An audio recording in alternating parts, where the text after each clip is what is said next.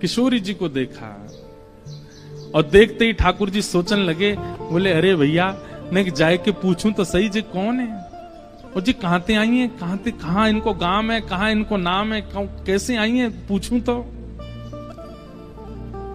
वहां सामने एक छोटी सी किशोरी जी बैठी हैं, यहां ठाकुर जी पीत वस्त्र पहन करके आए।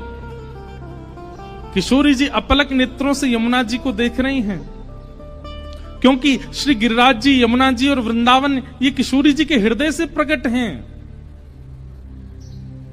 ठाकुर जी आए, थोड़ी आगे आकर के ऐसी अदा करने लगे कि किशोरी जी की नेक दृष्टि पड़े। कछु गान लगे, कछु करन लगे, कछु ऐसे इशारे करने लगे कि किशोरी जी की नेक दृष्टि पड़े लाला पे। इतने में ठाकुर जी के स्वर सुनकर के किशोरी जी ने नेत्र उठाए करके देखो, और जैसे ही किशोरी जी की दृष्टि पड़ी ठाकुर जी पर,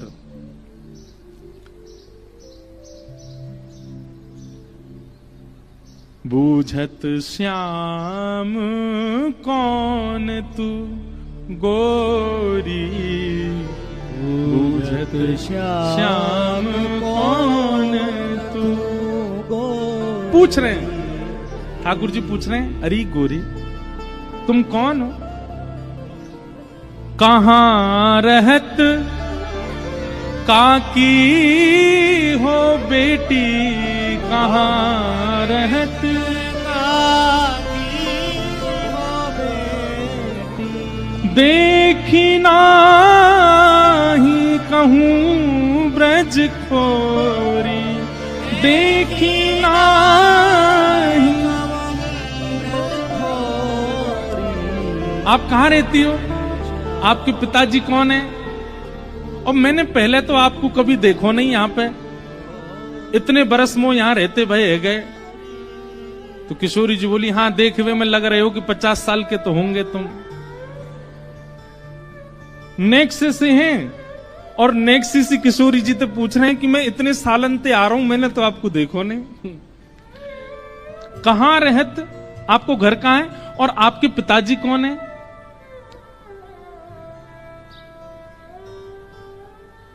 किशोरी जी बोली अरे हम वृषभानु जी की लाली हैं, और बरसानो हमारो घर है, वहीं रंग महल में हम रहमे,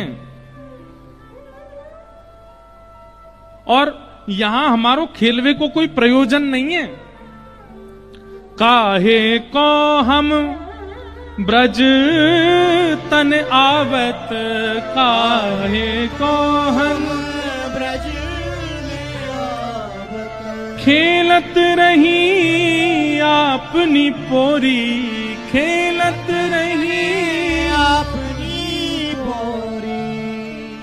किशोरी जी कह रही हैं हमारे पिताजी वृषभानु जी हैं, और हमारो निवास बरसानो है, वहीं महल में हम विराजें। हमारे खेलवे के काजे ये सब जगह नहीं है, वन में आके खेलवे को हमारो कोई प्रयोजन नहीं है। हम तो हमारो भवन इतना बड़ा, हम वहीं खेलती रहे। अरे जब ते जन्म भयो तब ते आज तक हमने तो अपनो पूरा भवन देखो ही नहीं, इतना बड़ा भवन है हमारे पिताजी को, हमें कहा जरूरत पड़ी यहां आके खेलवे की।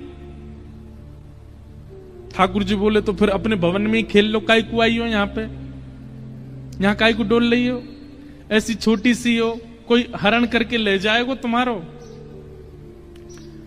किशोरी जी बोली वो तो आज सखीन को मन हो कि यमुना तट पे चलें, या हमारे हम उनके संग आए गई हैं, बाकी तो या स्थान में हमारे बरसाने में मना करी गई है कि जमुना तट और जमुना के पल्ली पार जानो ही नहीं है। ठाकुर जी बोले वो काहे को, बोले हमारे बरसाने में ऐसो कहवे कहा, सुनत रही श्रवणन नंद धोटा, सुनत रही करत फिरत माखन दधी चोरी, करत फिरत चोरी। हमारे बरसाने में कहमे कि जमुना के तट पे और जमुना के पल्ली पार एक छोरा डोले, और वह छोरा को नाम तो मैं ना लूंगी, ऐसो सुनो वा को नाम गावे तो प्रकट है जाए। ठाकुर जी बोले अच्छा कोई और पता? हाँ, नंद जी को लाला है वो, नंद जी को छोरा, बा के पिताजी को नाम नंद है। वाके काजे हमारे पूरे बरसाने में ऐसो हल्ला है कि वो चोरी करे, माखन की दही की चोरी करे। अब भैया पहले तो चोरी छोटी छोटी वस्तुन की होवे, धीरे धीरे फिर चोर निपुण है जाए तो बड़ी बड़ी वस्तुन ने चोरी करे। अब हमें तो ऐसा लगे वो नंद जी को छोरा दही और माखन की चोरी करे, कहीं हम यहाँ आ गए, हम तो बड़े घर की बेटी हैं, हमारे गले में ऐसे सुंदर सुंदर नवलखा के हार हैं, हमारे कानन में ऐसे महंगे महंगे कुंडल हैं, हमारे ऐसे ऐसे कड़ूला हैं, कहीं वा को मन आ गया और सब हरण करके ले गए तो या हमारे हम तो यहाँ आमे ही ना है वा के डर के मारे।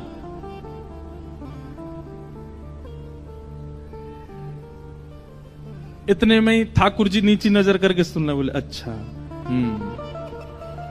किशोरी जी बोली अच्छा तुमने देखो वो नंद जी को छोरा, तुम जानो भाई?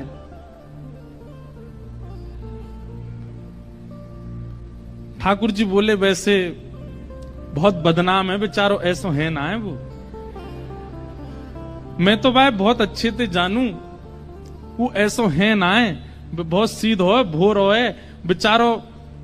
वाह यूं लगे कि घर में दही खाऊंगो, घर में मक्खन खाऊंगो, मेरी मैया बूढ़ी है गई है, वाकू दही बिलोनो पड़ेगो, बूढ़ी बाड़ी मैया की सेवा करनी चाहिए, वासो काम नहीं करानो चाहिए, या हमारे दूसरे के घर जाके दही खायावे।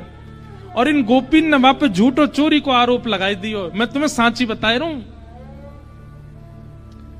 किशोरी जी बोली जा तरीका से आप पक्ष ले रहे हो और जा तरीका से तुम्हारे नैन मटक रहे हैं, बातें तो यूं लग रही है कहीं तुम ही तो नहीं हो नंद के लाला।